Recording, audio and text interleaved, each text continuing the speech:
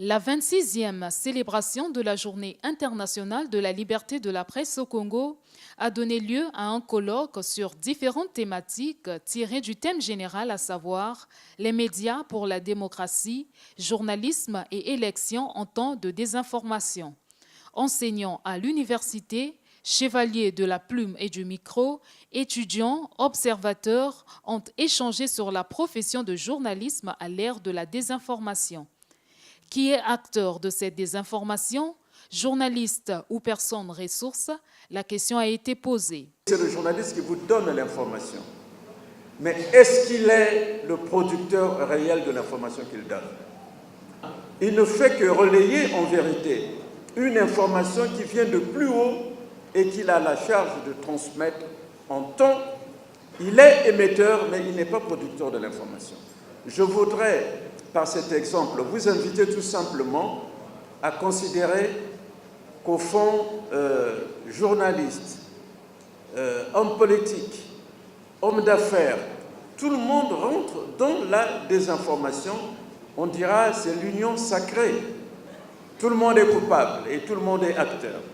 Peur, ce mot est revenu sur les interventions des participants à ce colloque, comme pour dire que les journalistes congolais éprouvent souvent de la peur à aborder certains sujets.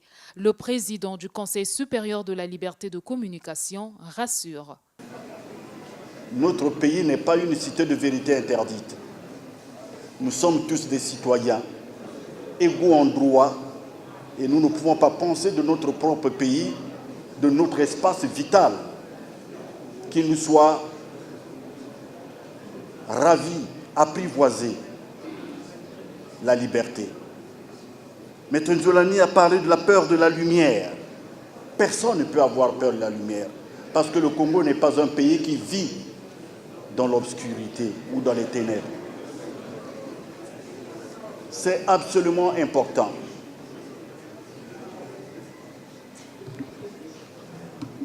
Nous avons tous appris de Victor Hugo.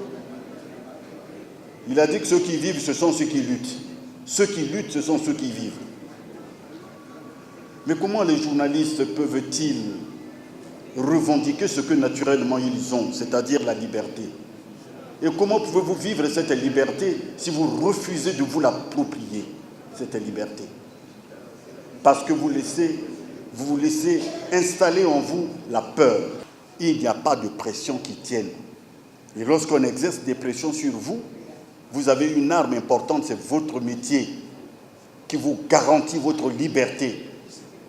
Dans sa déclaration, le gouvernement congolais entend relever le défi, celui qui consiste à instaurer une nouvelle gouvernance des médias qui prend en ligne de compte les exigences du numérique pour éviter la désinformation.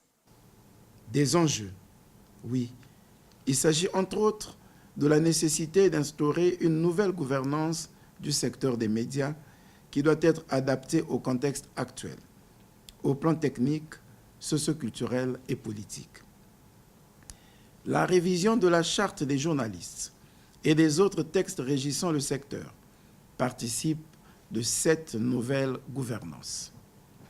Le ministère de la Communication et des Médias et l'Autorité nationale de régulation en la matière, le Conseil supérieur de la liberté de communication, sont dans cette perspective. En attendant la mise en place de la nouvelle gouvernance des médias au Congo, la pratique du métier de journalisme reste confrontée à plusieurs difficultés qui empêchent l'évolution de ceux qui l'exercent. Nous avons beaucoup de difficultés. D'abord, difficultés matérielles et difficultés financières. En fait, la difficulté du terrain, c'est-à-dire là où on peut rechercher l'information. Ce n'est pas facile qu'on obtienne l'information. Les sources d'information, nous le répétons tout le temps, sont souvent difficiles. Pourquoi difficiles? C'est parce que les interlocuteurs vers lesquels nous devons avoir ces informations nous suspectent, pensent que nous sommes peut-être devenus des ennemis. Or, non, parce qu'on dit que l'information, il faut la prendre à la source. Si vous ne prenez pas cette information à la source, alors ça devient quoi?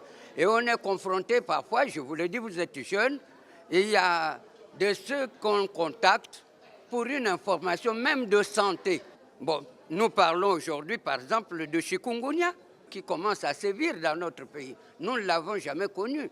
Mais alors si on demande à un spécialiste, à un docteur de nous donner des informations à cette matière et que le docteur vous dise « je dois obtenir d'abord l'autorisation du ministre ou on ne sait pas de qui », alors là, le temps d'avoir la réponse, il y a beaucoup de Congolais, beaucoup de citoyens qui meurent. Un travail qui n'est toujours pas compris par les observateurs ou téléspectateurs qui ne regardent plus qu'à leurs attentes. Le produit fini n'est pas celui attendu.